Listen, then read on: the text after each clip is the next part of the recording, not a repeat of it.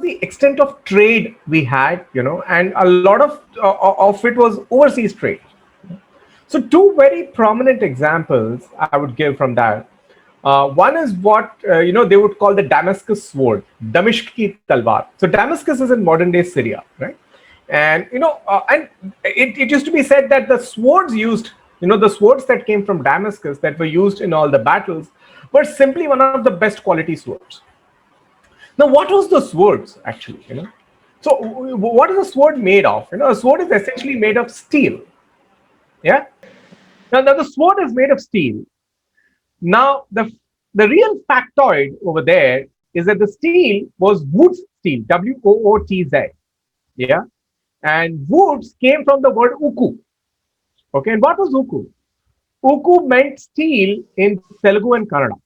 Yeah. So it was steel from southern India and steel from Sri Lanka. It was actually sent, overseas all the way to Damascus and then made a sword over there. Not just that, even if you come to the later eras, I'll take a little bit of the pre-British time and then the absolute British time. And it actually talks of something which, people don't associate with Indian entrepreneurship today. But actually, historically, it was a part of Indian entrepreneurship, right? So there was, just before the East India Company consolidated, there was a time when the Indian cotton, was extremely popular in Europe. So popular that once upon a time, the French and the British and other governments actually imposed a ban on Indian cotton. They said, women and men cannot wear Indian cotton. They said you should take the local silk, local wool. Yeah. And there were instances of women being stripped on the road saying, oh, you want this Indian cloth, you want this Indian cotton. That was the extent of pervasiveness of India's trade. Another one, most important, even in the battles that were fought with Tipu Sultan in Karnataka, okay, by the British, they recorded that he used a rocket technology which was better than theirs. And they actually took that rocket technology back to the United Kingdom. Okay? So it's very fascinating. Now, what's the common factor of all these three things? Yeah, the common factor is the quality, the steel, right? They knew that if you had a little impurity of an element called vanadium introduced in the steel, it could actually make a sword which was of world-class quality. So when the steel ingots were sent from India, they actually used to inject, in the process, they actually had that impurity of vanadium going inside, right? So quality in steel, clothing, technology, right? Now, this is much before the era of computers. Much after independence, we did not associate the word quality with Indian products. But this is much historic. So there was entrepreneurship. It was entrepreneurship which was driven by quality, right? Quality was a differentiator of those products. So that's one part, one aspect of the entrepreneurship in India, which was much before we became a colony, and quality was a very important aspect. Now, a very small anecdote which few people would know is India exported a lot of spices and a lot of fruits and vegetables to the Middle East. And at that point of time, the Arabs ended up liking, not one of the mangoes or something, they liked the imli. Okay. Now, in Arabic, the fruit is called tamar. Okay. And the imli was named as Tamar-e-Hind. Yeah. And it is that Tamar-e-Hind which became tamarind. So that was the extent of trade. Now, and it was very interesting. The entrepreneurship of India, in fact, did not end with Indian foods. Okay, it was actually entrepreneurship which went across. It went into coasts of East Africa. It went into Indonesia. It went to Malaysia. There were a lot of migrant businessmen. They were not just laborers. They were migrant businessmen as well who went and set up operations there. So even during the Opium War, which I'll come to shortly, even during those days, the Tatas, okay, one of the cousins of Jamsetji, Tata, he had actually opened a branch in Shanghai, right? So there was Indian mercantile trade and Indian mercantile travel which was also taking place extensively. A little bit of historical, coming back to our more recent future.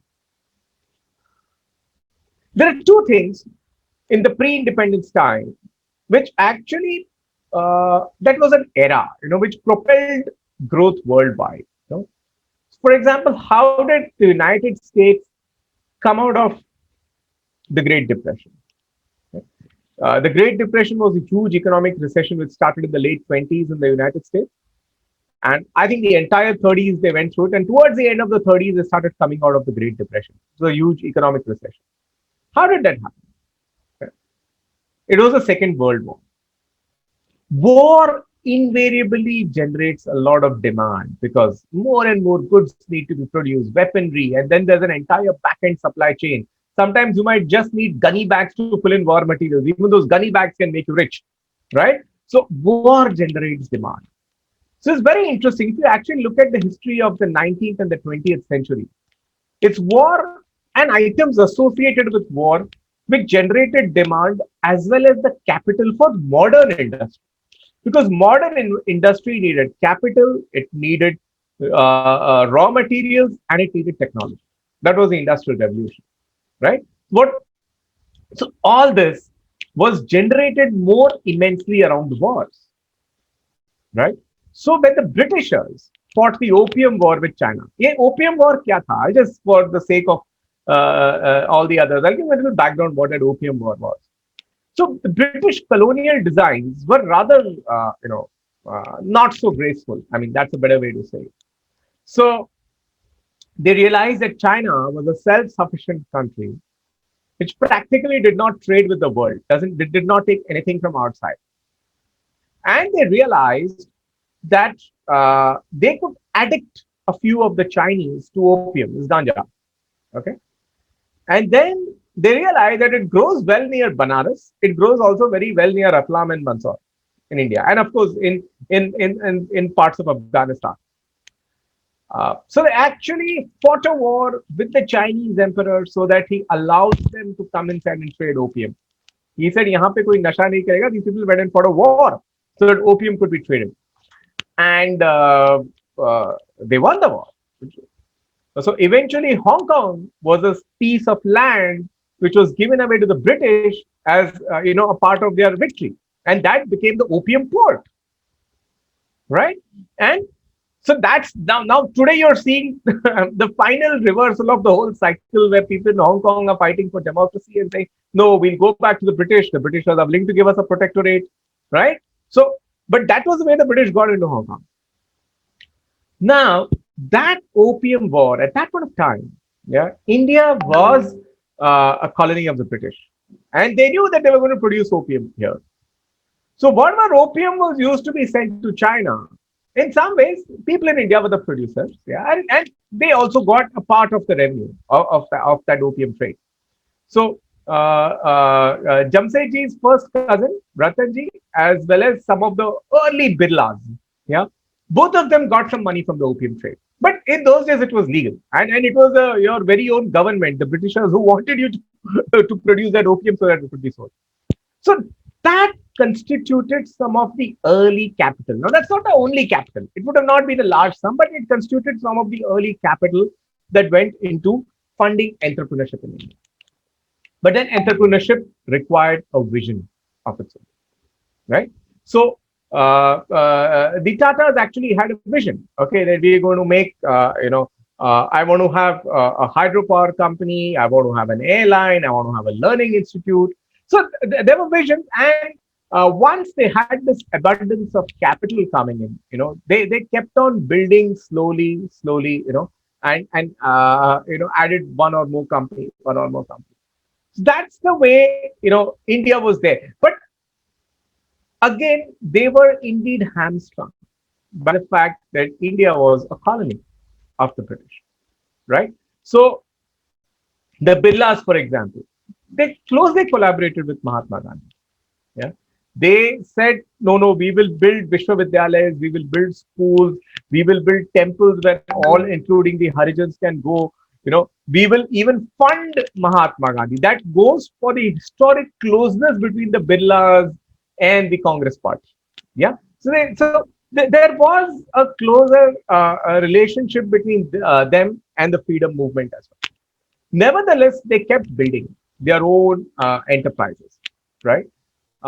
Very few people know that, and especially the younger generation today, that why the Tatas are bidding for Air India, because once they owned it, we'll come to the later part of the story what happened to entrepreneurship in India after independence.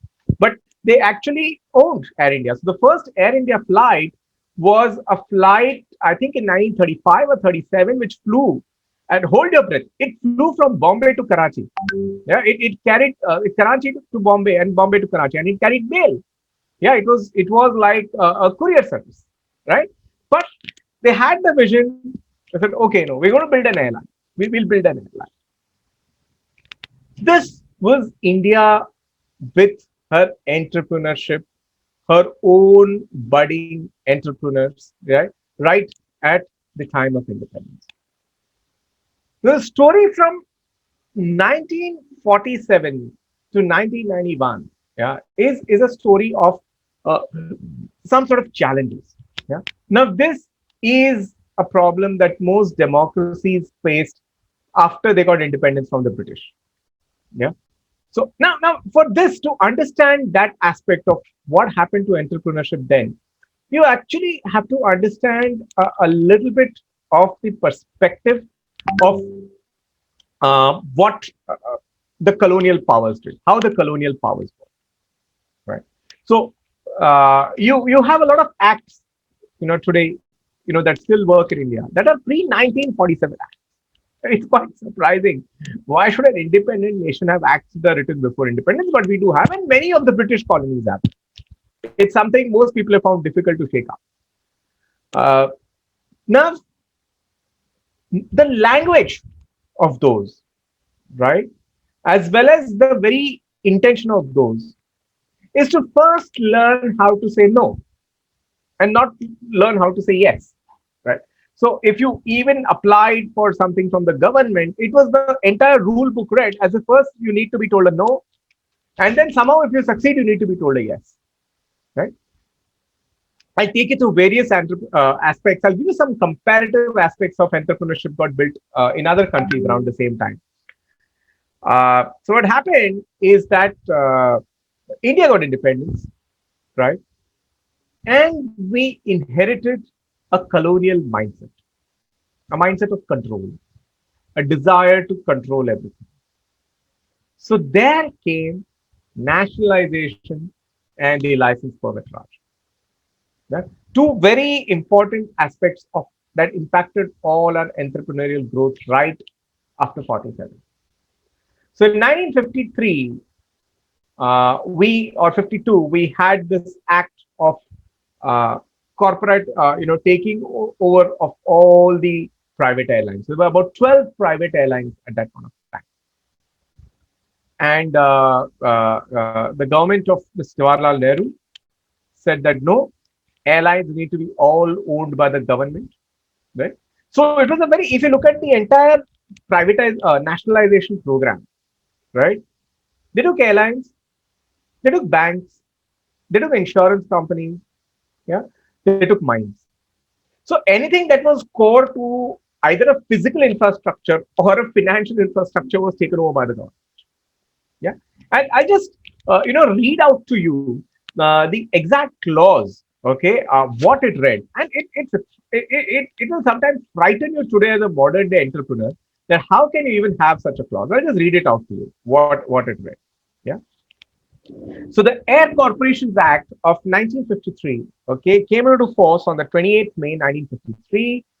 The Parliament voted to nationalize 9 airlines: Air India Limited, Air Services of India Limited, Airway India Limited, Bharat Airways Limited, Deccan Airways. So even Air Deccan had a predecessor. So there was a Deccan Airways Limited, Himalayan Aviation, Indian National Airways, Kalinga Airlines, and the Air India International Limited, and replaced them with Indian Airlines and Air India International.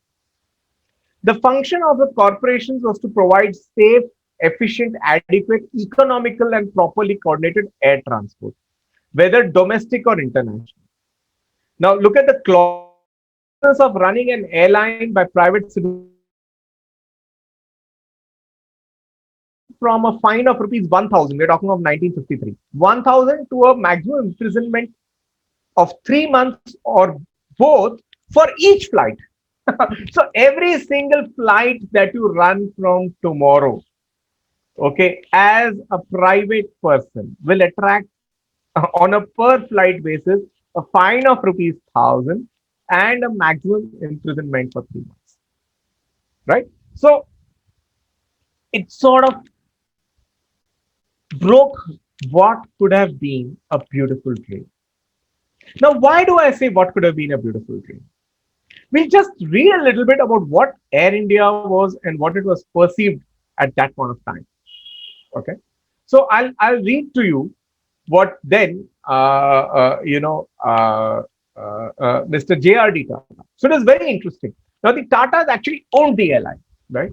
So it's very interesting. Even today, if you are a startup, right, and you're being brought out completely by somebody, which they call acqui-hire or something like that. You can't sort of get rid of the founder, right? He knows how to run the company. You don't know, right? So even at that point of time, they told JRD, okay, you please be in charge of the airline. You're still going to be the chairman, right?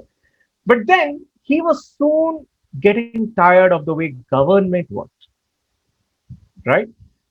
So he tried to talk to them before the nationalization, okay? So he emphasized that nationalization will not result in an efficient, which is what they just said before, that we want an efficient airline. Today we all know what Air India has become, right? But this gentleman, as an entrepreneur, saw this many years ago. Entrepreneurship gives you a lot of insights. Within 5 years, it will teach you virtually to read the world, right? He said that nationalization will not result in an efficient and self-supporting transport system. Okay. He said that the government of India, the newly elected government of independent India, had no experience in running an airline, and nationalization would mean bureaucracy, lethargy, decline in employee morale, and fall in passenger services. I mean, guys, can you get anybody more prophetic than this? Yeah, I mean, this is so prophetic. 4 words spoken in 1953, which almost half a century later, by 2003, would come to characterize the airline, Air India. What are the 4 words? I'll just repeat them again. Beautifully forecasted. Bureaucracy and lethargy, decline in employee morale, and fall in passenger services. So government told him, look, we know you still know how to run an airline, right? The government invited JRD to lead Air India and Indian Airlines as its chairman. Yeah? After long conversations of trying to convince them, Mr. Tata, JRD Tata, accepted the chairmanship of India and a directorship on the board of Indian Airlines. Yeah, he was particularly concerned that as an entrepreneur, whatever the high standards of service Air India had set up should not go waste. Yeah, they should not go down the drain and get affected by nationalization. Again, the man is envisioning this in 1953, that I have set up something with a high service quality, right? It should not go waste in nationalization. What do we mean by high service quality? I mean, what are you referring to by saying Air India has high service quality? Let me give a historical perspective on it. What was that high service quality of Air India? In the 1970s, when the government of Singapore commenced Singapore Airlines, to attract global tourists. I mean, I'll take Singapore as a separate example. To attract global tourists, so Singapore, I hope you people know it is very interesting. Singapore was one country which did not have a freedom movement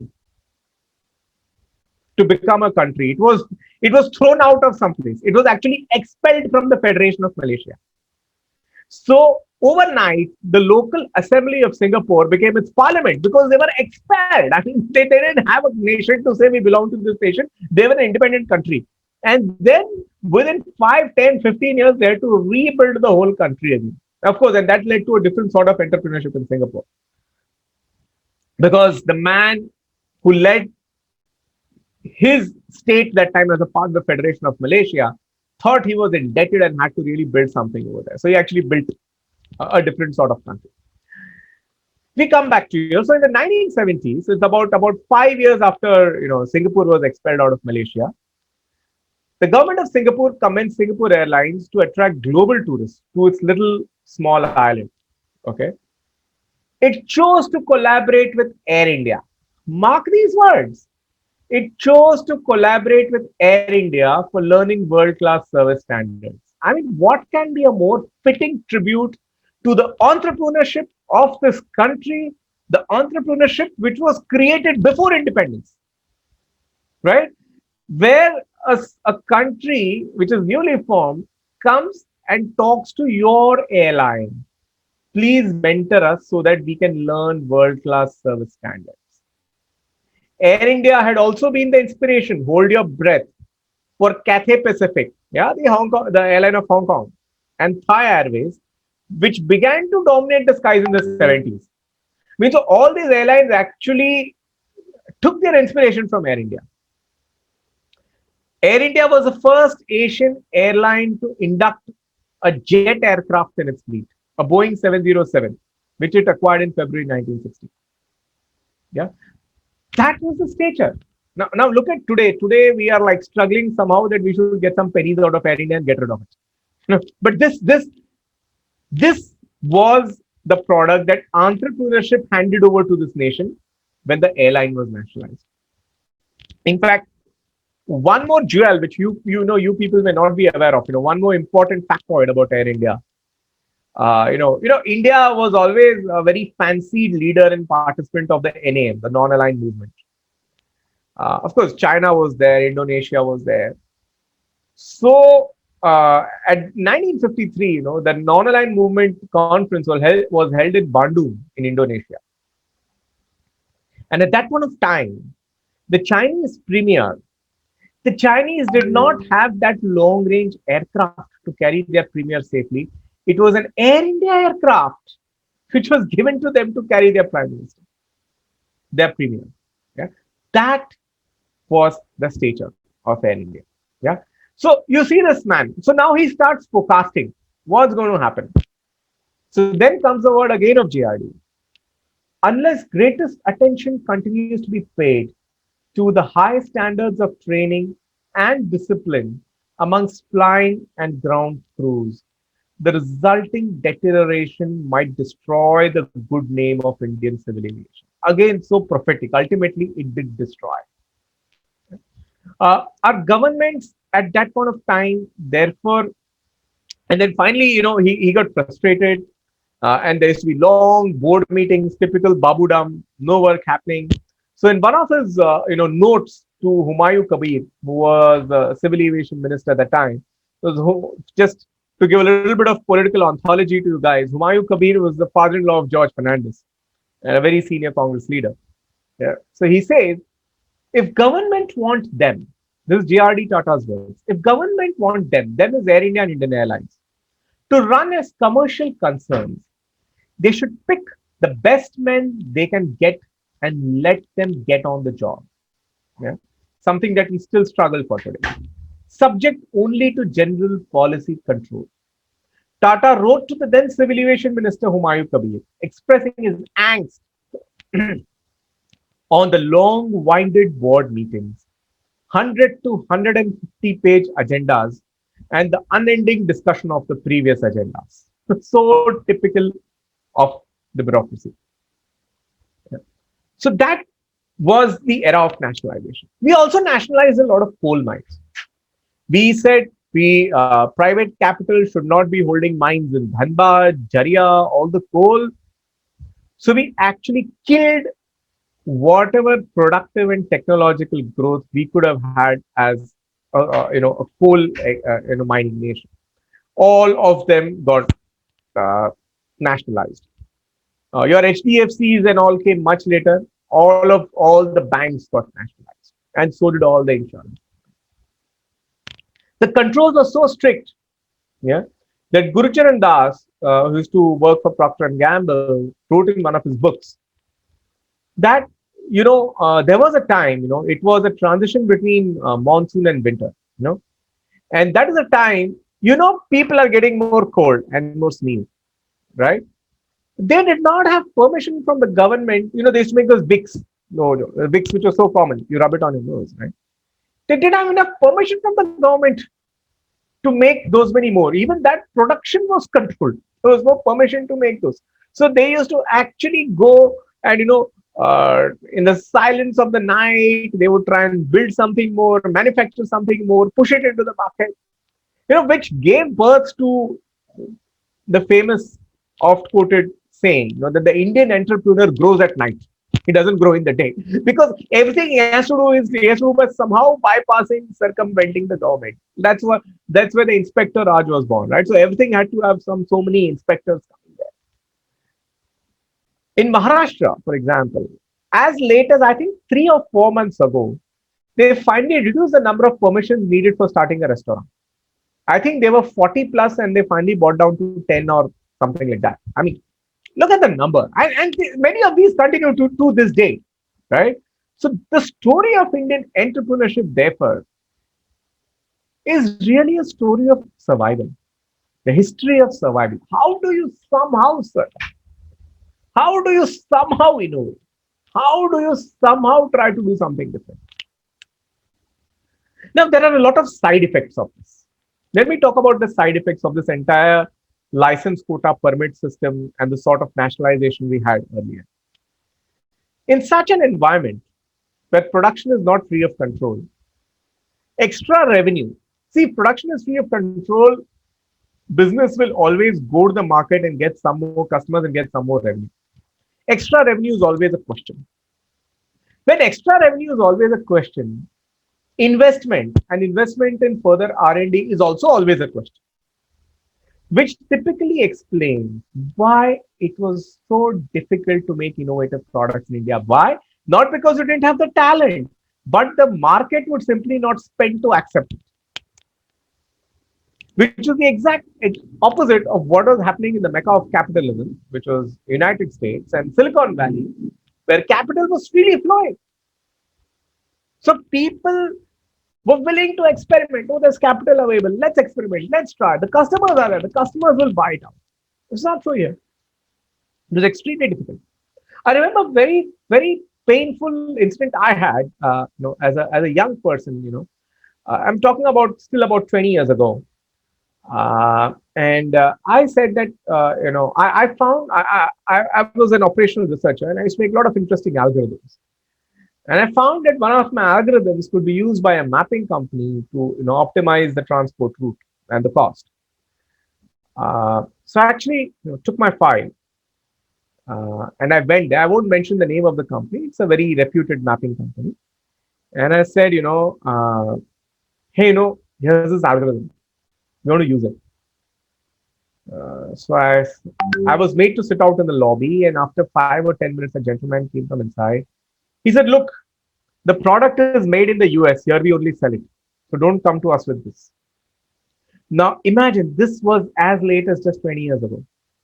What would have happened to people in the 50s, 60s, 70s?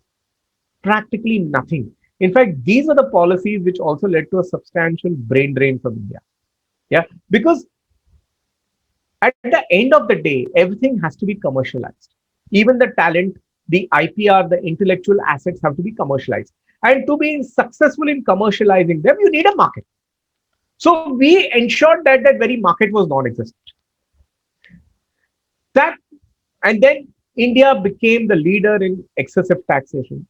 Our income tax rates, wealth tax rates, like touched astounding sky high levels. And a lot of the conversations that the entrepreneurs had with the government never listened to. This was a hangover of the controls that the British had built. Right now, in this was born India's aspirational, I should say, middle or even lower middle class. Right? They were all people growing up in this country, wanting to do something. So I'll give you a couple of stories of entrepreneurship from there, which are very interesting. A young law graduate and clerk from Gujarat, yeah, uh, used to come home, yeah, in the evening, and as his pastime, make some washing detergent. He just realized there's a technique to make it, and he realized that women like it if there's a lot of froth, jhag wala, right? So he would make that, and in the evening, it's very interesting. In the evenings after coming back from there, he would make it and sell it at 3 rupees a kg. And the 3 rupees a kg was dirt cheap as compared to a market dominated by multinationals, where that product used to sell at 12 or 13 rupees a kg. And then he started growing, and that's the way he became the man as the man of Nirma, Karsan Das Patel, right? So he just said, you know, यार मुझे कुछ बनाना है, मुझे उसका market दिखना है. And he started. So it's not that India did not generate her entrepreneurship, but her entrepreneurship was generated in all conditions of adversity. I mean, if you tell somebody in the United States, you know what, yeah, you're a Silicon Valley tech company, why don't you try coding from 6 to 9 in the evening and then do it for your life and make a product? They'll say, what, are you gone crazy? Please go and raise some funds tomorrow. Please start up your company. But in adversity, Indian entrepreneurship grew, which is a great tribute. It was adversity, it was requirement which made the entrepreneurship grow. Very few people know, very few people know one thing. You know, today, there's a Sasa detergent powder. Yeah. But where did that Sasa come from? That Sasa is a brand of Lijjat Papad. Where did Lijjat come from? It's very interesting. Again, in India, underline these words and keep. Only adversity produces entrepreneurship. And because adversity forces you to think beyond what government and institutions can give you, because they are anyway non-corporate. So adversity produces entrepreneurship. So these were young widows of the Lohana, Gujarati and Kachhi Lohana community. The widows said, what do we do for ourselves? And they lived in a chawl in South Central Bombay. They said, what do we do for ourselves? Say, यार हमें एक ही काम आता है पापड़ और अचार बनाना. So all the widows pooled some money. One philanthropist, she gave them some initial seed capital. I think it was 100 or 200 rupees, very nominal.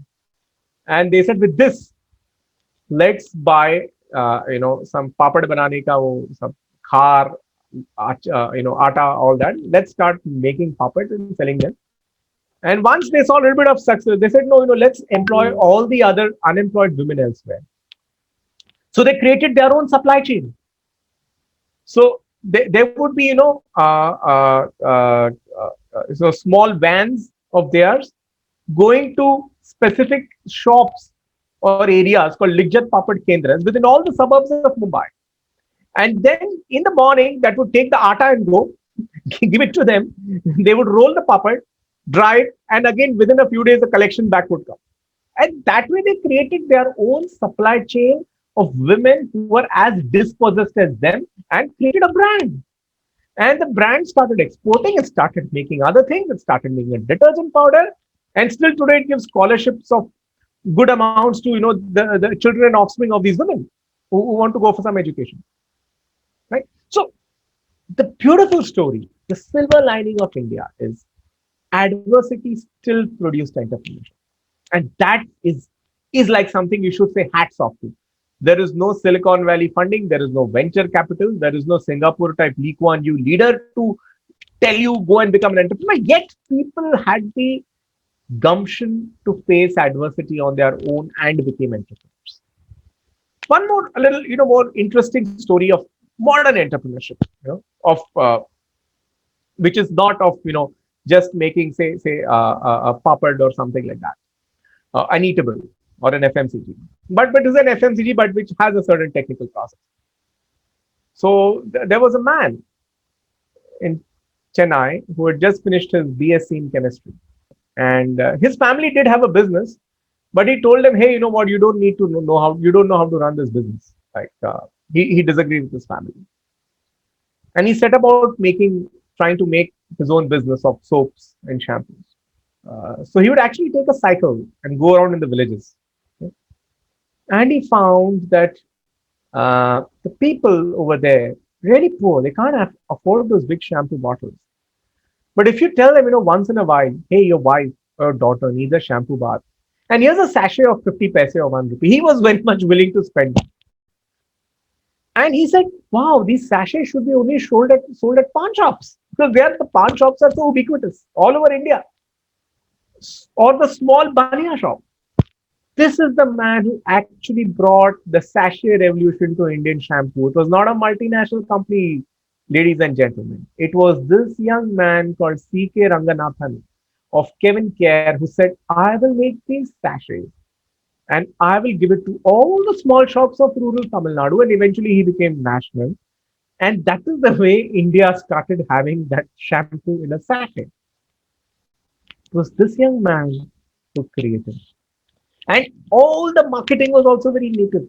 He said, how could a rural consumer just attach himself to the brand? He said, moment a box or a carton of the shampoo opens up, it has to be very good, strong fragrance. That's when people will relate to the brand. So he emphasized on fragrance.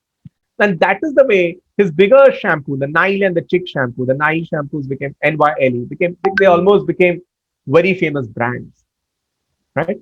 This is the way. Now look at this. It's very interesting. And I think this is a real tribute to the citizenry of India as a whole. The Amul ice cream was built out of a mission to give employment to rural farmers. Right? To this day, Amul fought a case with Hindustan Lever to say that you're not ice cream, you're dalda, which is true. They are dalda, they are hydrogenated vegetable fat. They are not a milk ice cream. It's not. They can't call themselves ice cream. They won the battle in court. This brand makes ice cream that is purely out of milk and was built out of a desire of one man called Varghese Kurian, who said, I need to increase the farmers' incomes. All noble motives. One fellow starting out with a BSc chemistry, one fellow starting with the motive of increasing farmers' incomes, one group starting with a motive of only employing widows, right? One gentleman, okay, having only one daughter named Nirma, saying कि boss, यार ये मुझे काम ठीक लग रहा है, मैं शाम को पार्ट टाइम मिलेगा तो भी मैं करूंगा, मैं साबुन बना के बेचता हूँ. Four people create brands that take on multinational FMCG companies in a place, in a country where the government forget dreaming about their benefits, was actually dreaming about how to control their production, right? This is the story of India. This is the historical aspect of entrepreneurship in India. I come a little forward. I move a little forward from there. The sector that I belong to, IT and IT enabled services. Guys, how many of you would even know that Mr. Azim Premji, his original business was selling vegetable oils? It's very few people know the full form of Wipro. Wipro actually stood for WI, Western India. The V became silent. Western India Vegetable Products. That was Wipro. It's a major software brand. You must take an insight into the lives of these people. Mr. Premji is a tough disciplinarian, works on time, reports on time. And Indian entrepreneurship actually gives you an insight as to the difference between being a business leader and a technologist. Mr. Premji is not a technologist per se. He doesn't write code. You know why? So Infosys story has Sudha Murthy writing code, Narayan Murthy marketing code. He's not a person who wrote code. Right? He's not a person who went and created some websites early on in his career. Right? How did a man succeed? It teaches you that business is about knowing what your customer needs and understanding how to execute it with diligence. That's all business is about. So Mr. Premji would always, and even after Wipro grew big, always keep on traveling to meet his customers. Always. And even within Wipro, though he was not a technologist, he would make very diligent notes on every presentation made to him. I worked in Wipro for 2 years, and it was a custom that every presentation made to him would actually be sent to him 2 years in advance. Yeah, 2 years. No, sorry, I'm very sorry. One day in advance. One day in advance.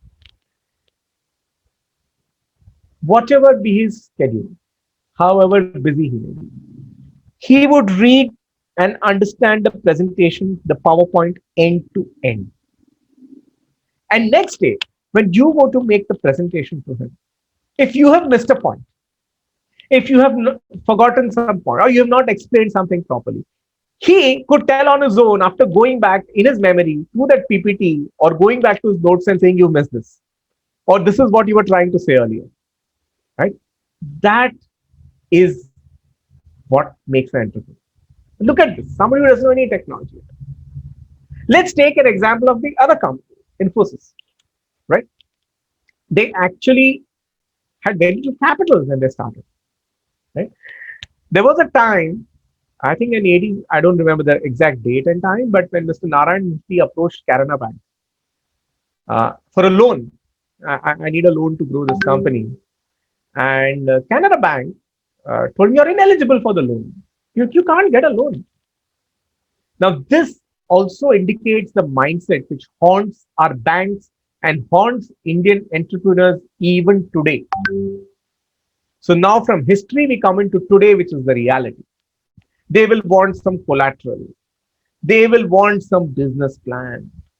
By the time, you try and justify yourself to these banks with all the documents and plans, everything, you will realize you lost 3 valuable months of your business. Yeah. And still, if you're small, you'll not get a loan. You need to be big. It's very funny. So Canara Bank told him, you're not eligible for a loan. The man went. He kept building his business on his own. He would leave his home at 6:30 in the morning, reach office somewhat early in the morning, start all his work, leave his office at 6 sharp in the evening. But it's a good 11 or 10 and a half dedicated hours that he's giving his work. He would drive on a scooter from his home in Jayanagar to the office, wherever it was in Infosys, early in the morning, no traffic. Again, come back in the evening. And for a great amount of time till the company grew big, the gentleman went on a scooter. Indian entrepreneurship teaches a lot about values.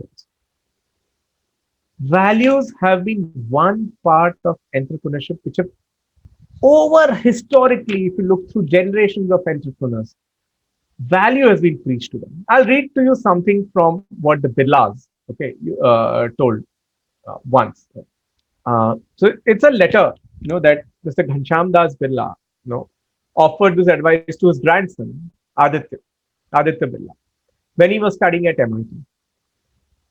Eat only vegetarian food, never drink alcohol or smoke, keep early hours, marry young, switch off lights when leaving the room, cultivate regular habits, go for a walk every day, keep in touch with the family, and above all, don't be extravagant. He instructed his son Basant Kumar, never utilize wealth only for fun and frolic. Spend the bare minimum on yourself and deride worldly pleasures. Now, I'm not saying everybody needs to be an ascetic, but Indian entrepreneurship over the period has been driven by values. I think Indian entrepreneurs built so many education institutions. In most of the higher education sphere, they have done better than government in building the institutions. Not only that, they've done even better than ministers who start colleges in their own names. It is that very gene which keeps the entire system going on. That is because of these values. Historically, they have something to pass to the next generation all the time. Yeah? So even like looking at Baldev Das Birla, right? They were, in addition to the Swaraj movement, they were dedicated Hindu activists. They were very active supporters of the Banaras Hindu University. Yeah. They were also, they funded the creation of the Lakshmi Narayan temple in Delhi and all of the so many Birla temples all over India. They funded so many Birla planetariums. Right? I mean, as a child, for us, a planetarium means the first prefix before the name planetarium was Birla Planetarium. Right? So India had the history. The Tatas built the Indian Institute of Science much before the government even dreamt of making 20, 30 IITs. I mean, they were 40, 50 years ahead of the government. They said we need one institute which does only pure science research. They built the Indian Institute of Science, right? Sound entrepreneurship with values creates the foundation of a nation. Believe me, it is an entrepreneur who builds a country. A bureaucrat does not, a government servant does not, a politician does not. An entrepreneur builds the country because he creates more productivity, he brings better technology, he feeds people, and most importantly, he also gets foreign exchange for your country.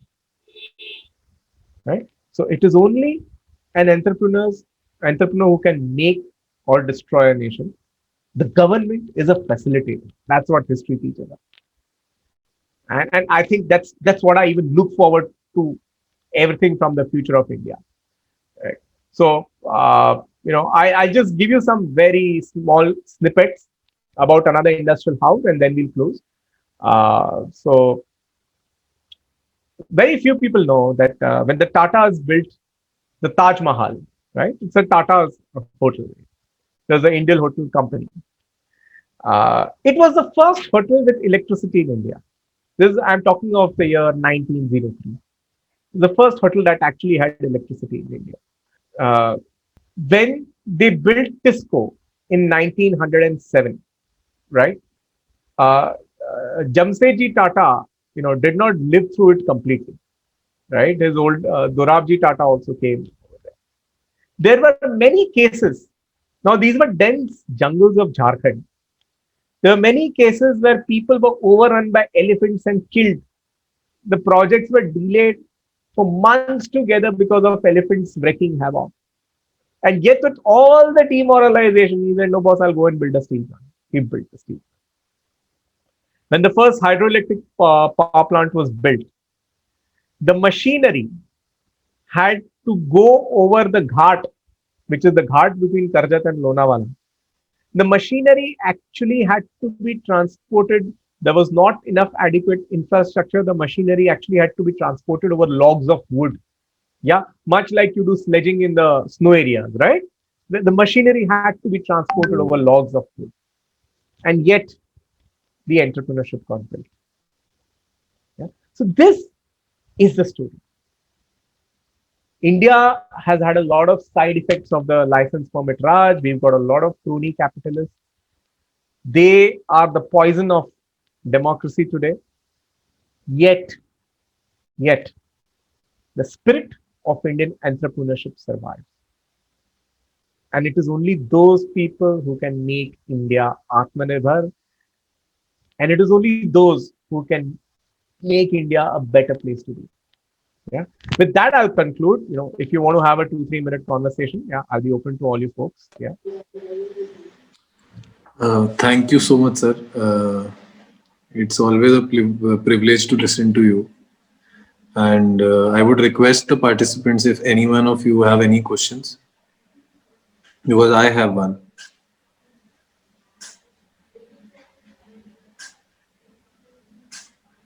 So, sir, I want to ask you one thing.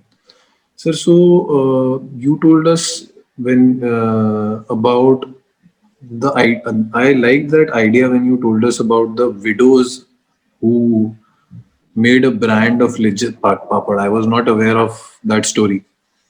So, sir, there are centers in our country across small remote villages where some traditional art forms are still alive. Like there are women who can stitch in a very different kind of texture, which has been a part of that state since early historical days. So how can we promote these ideas like how can we promote these stories? The story you told us about the Lijjat Papad widow women, how they made a brand and how they created a supply chain. So how can we reach out to those more small remote villages and we can convert those ancient art forms into something very important for our country, which we can export, which we can think of contributing in the country's GDP in the future in the form of the textile industry, uh, Hmm. which was like a part of Indian heritage and which has diminished over these years. So I'll give maybe you one. Yeah, yeah. yeah, yes, sir. I'll ask you and some of your teammates. I'll give you a suggestion. Yes, Uh, I think even now the trains are working. Go to Bhuj in Gujarat. Okay, yes, about 10 kilometers south of Bhuj, there's a village called Bhujodi. This village has an artisan, exactly what we're talking, a weaving artisan who has traveled all across the globe expounding on the science of weaving and how to color cloth, only on how to color cloth.